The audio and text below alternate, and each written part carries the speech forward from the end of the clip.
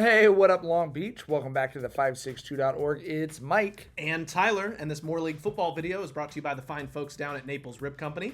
All of our football coverage this season is sponsored by our friends at Memorial Care. All of our coverage of Long Beach Poly is sponsored by Bryson Financial. All of our coverage of Lakewood is sponsored by JP Crawford. And all of our coverage this week is sponsored by Long Beach Gives, a great fundraiser for all nonprofits in Long Beach. Please give what you can. Easy for you to say. Sheesh. All right, let's go to Lakewood. It's John Ford Stadium. Lakewood and Long Beach Poly's first game in this stadium in 5 years, thanks to that pandemic and some stadium construction. An interesting matchup here in the More League opener between two teams who are trying to solidify their identity as we kick off this league slate. Absolutely, and two old rivals, of course. And, you know, Mike, on this early play here, sometimes you pick the six, and sometimes the six picks you, as it's Julius Juju Johnson taking it in. That's good juju when the ball just finds you right there. An early Christmas present for the freshman. Poly's up 7-0. Yeah, that's a nice way to start. Sometimes it's better to just find it, and that's what happened. But how about this? Sean Lane finds his lane, and it's the fast lane. Passing on the left as he shifts into high gear and rolls the ensuing kickoff all the way back for a 65-yard touchdown. That's going to tie this game up at 7. You can see that Lakewood sideline absolutely losing their minds, as was their crowd. Yeah, they're geeked. This game's off to a wild start. Darius Curry going up to Kamari Smith. That is a lethal combination. A great throw there to Smith. Those two not done for this game or the season, obviously. And then Curry to Ezekiel Orozco, the Orozco chicken and waffle toe tap special, Tyler. Little Obama special, something light. And then a tough play here as Curry is going to take the ball. He's got Tyree McCowan bearing down on him, skates away, sprinting for the end zone. Orozco trying to get a block on Caleb Tafua, called for the blindside block on the play. Definitely a high contact, just a really violent collision right there. It was called, like I said, a personal foul, but it's uno, it's cinco, it's seis, Curry to Kamari for a 14-7 Jackrabbit lead. Yeah, a lot of points already in this one in the early going, and then Charlie Wright is going to go upside down, a tackle by Deion Jackson flipping him over. And then Cade Casillas says, look what I found, Deku. JT Deku with a massive gain down the left sideline on 3rd and long is going to extend this drive for the Lancers, and then Wright, a big gain in the power run game. Lakewood not afraid to just try and take it to these Jackrabbits on the ground. Then Casillas is finding Tafua. Played both ways in this game. He's knocked out at the 1.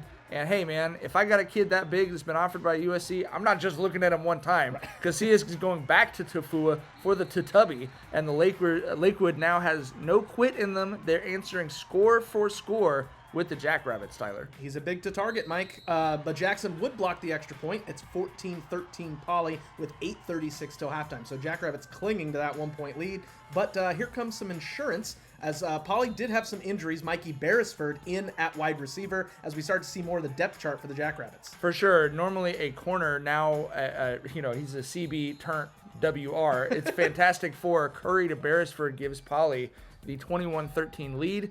And then Wright is going right to get a big gain for the Lancers, who, again, they did not lay down at any point in this game. They gave Poly everything they could handle for 3 quarters. And Cade Casillas, no fear. What a guy. Stepping up into the pocket to find Sean Lane for a big gain downfield. Finds Lane in traffic every time I go to LA. Jackrabbits, though, able to stall the Lancers out as they're getting the ball back before halftime, and then they get the ball in the second half as well. So they're looking to go up 2 scores here as Curry finds Jordan Malaulu. As Tyler said, they'd get the ball back to start the second half as well. So it could be a big game changer, and they get another huge gain here to Kamari, who had 84 receiving yards on the night for the super sophomore, as he's going to put them within striking distance. But on 4th and goal just before halftime, the Lancers have Malaulu covered up, and they'll go to half behind 21-13. Hey, guys. Ride that wave. Colin Powell, the general, marching into the second half. Pretty obvious what Poly talked about during the break. They said, let's come out, let's run the ball, and try and establish ourselves on the ground as Powell is marching them up the field. And then it's Malachi Dawson, the sophomore, with legit track speed, pushing the Jackrabbits into the Lakewood red zone. Yeah, he's a guy that you don't want to let into open space because you probably won't catch him. Dawson, again, pushing towards the goal line, trying to now muscle his way into the red zone. They're already in the red zone, but the end zone's red. Lakewood wears red. You get it. It's all a red zone. Jackrabbits go up 2 scores as Dawson punches in. He's down there somewhere. That makes it 28-13 Jackrabbits as they're saying maybe they're taking control of the game at this point. But Lakewood still, in this third quarter, hanging tough with Poly. And after a face mask, that's going to move them down into striking distance.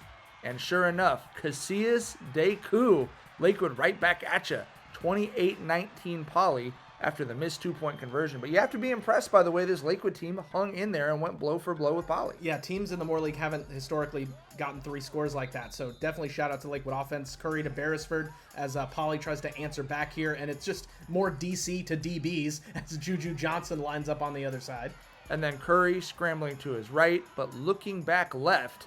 The creativity of Curry finds Beresford, and there's no one over there to stop him. Mikey likes it. Beresford takes it in for a touchdown. That's going to make it 34-19 Jackrabbits. As they start to pull away in this game, much later than, like Tyler said, much later than you would normally see in a Moore League game. They get the ball back. Curry is looking for Malaulu as they're trying to put another score on the board. Looked like this one was going to Beresford for his 3rd touchdown of the night. A great catch in the corner. Unfortunately, it would be called back due to a holding penalty. But Mike, hold that spot in the end zone. I think it's coming back. Yeah, Curry said, well, I don't care who catches it, but I'm only throwing to that one spot in the end zone. And Malaulu says, okay, well, I'll get this one. That's going to make it 41-19 as one hits 11 for the all sticks 6 to put the Jackrabbits up by 22 points. These Poly receivers don't just drag one foot, they drag both. Yes. MJ Rivas on the fumble recovery for Poly to give them the ball right back. And that's, turnovers like that allow Poly to score quicker and make this score lopsided than it really was most of the game. Curry looking for Malaulu, and it is just the weird thing, let's be honest, about Poly in the Moore League. Poly wins this game, and Barbie said they underperformed. Their head coach said they underperformed. Omar's coming. Omar Stokely caps it for the Jackrabbits as it's 48-19. But yeah, it's just a weird situation. A team's up by 29 points. The head coach and the whole sideline's pissed off, feeling like they underperformed. Lakewood's Dylan Williams is going to put an exclamation point on the game for Poly. Lakewood, meanwhile, walks away with a lot to feel good about in a 29-point loss. Their offense looks like it's starting to develop that identity. Head coach Justin Atupo did a great job play calling, and I think both these teams will get a lot better coming out of this game. Reminder, this week is Long Beach Gives, so please donate what you can to nonprofits in Long Beach, including the 562. And the 562 will be back next week, bringing you all the Long Beach sports coverage here in the LBC.